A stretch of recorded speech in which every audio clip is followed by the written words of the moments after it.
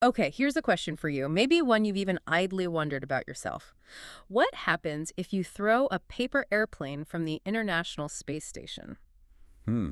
It sounds like something straight out of a kid's imagination, doesn't it? Exactly. It feels wonderfully whimsical, almost philosophical, maybe right up there with, the meaning of life. Uh-huh. But here's the amazing part. This isn't just some random thought experiment. Real scientists have actually looked into this. Seriously. It's true. It's a fantastic example of how simple curiosity can spark some pretty complex science. So that's our mission for this deep dive. Unpack the surprising physics and engineering behind this seemingly simple idea and find out why it actually matters for space stuff. And we're looking mainly at a science alert piece covering a new paper from researchers over at the University of Tokyo. Right. So let's dig in. How did they even start to tackle this? Because honestly, the idea of a paper plane in space just feels wrong somehow. Fantastical.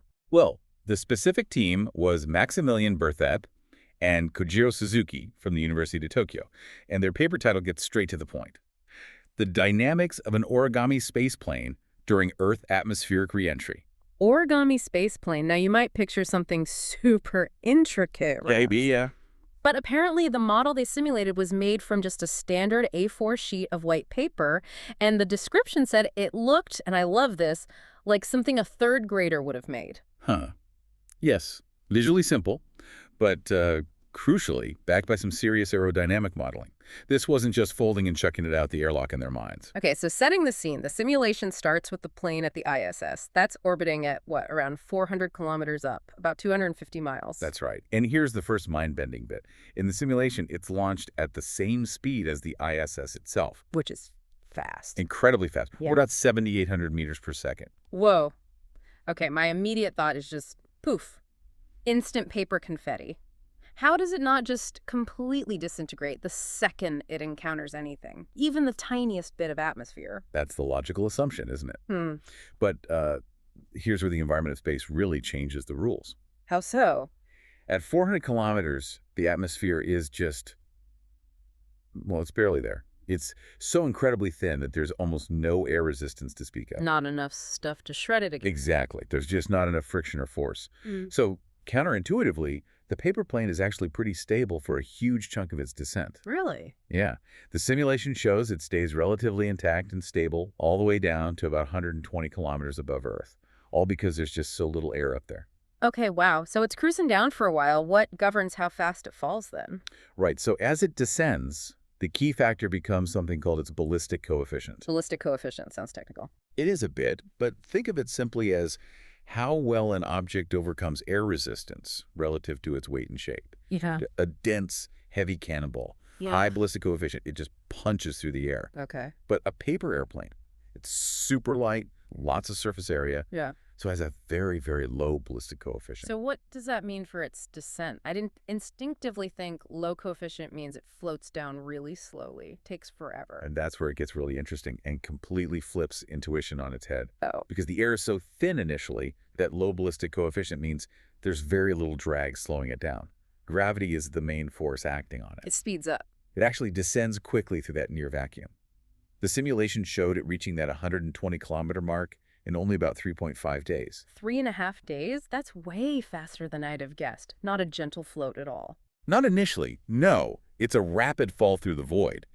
Now, if it could reach much denser air intact, that low ballistic coefficient would eventually mean a much lower terminal velocity, a slower final speed compared to that cannonball. But it doesn't get that chance. Sadly, no. The simulation shows it all goes wrong right around that 120-kilometer altitude. That's the critical point. The dream ends there. What happens? Does it just hit a wall of air suddenly? Not quite a wall, but the air density, even though still thin by our ground-level standards, finally becomes significant enough at that altitude. And for a flimsy paper plane at high speed. Exactly. The increasing and crucially uneven air pressure on its light structure sends it into what the researchers called uncontrollable tumbling. Ah, like when you throw one here and it just starts doing flips and cartwheels. Precisely that kind of chaotic motion. It loses all aerodynamic stability, flips end over end.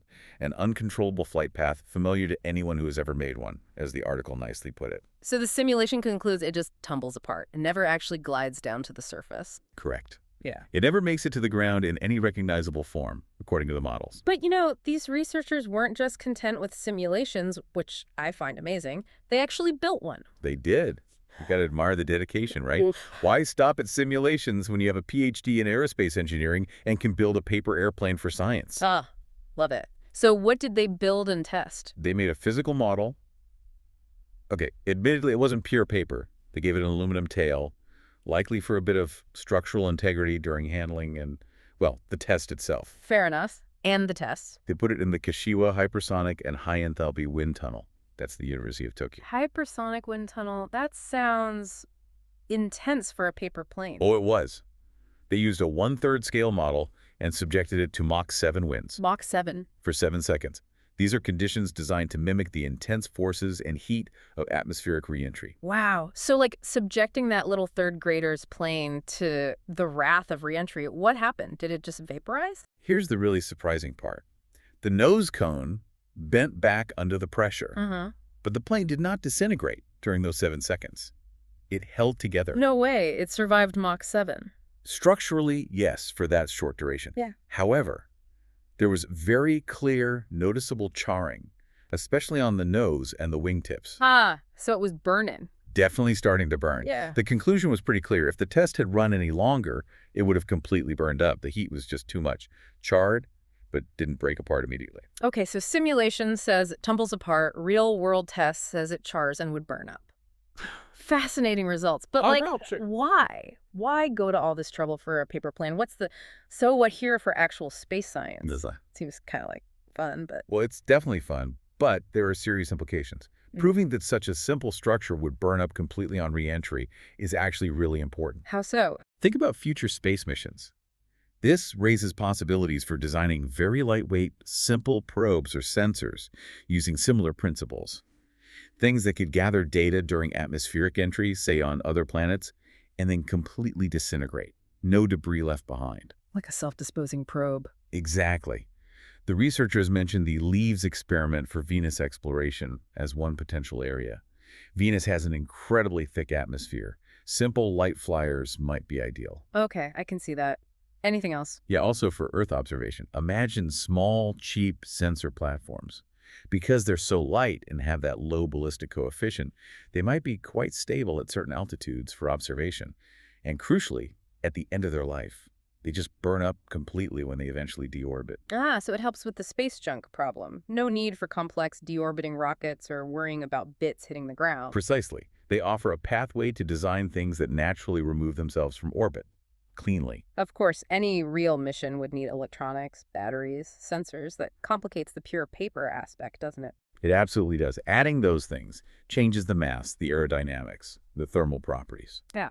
But the principle demonstrated here using very light, high-drag designs for specific atmospheric interactions and ensuring complete burnup, that's the valuable takeaway. So it's this blend of just pure scientific curiosity, like what if, and some really practical engineering ideas for the future. That's what's fascinating here, yes.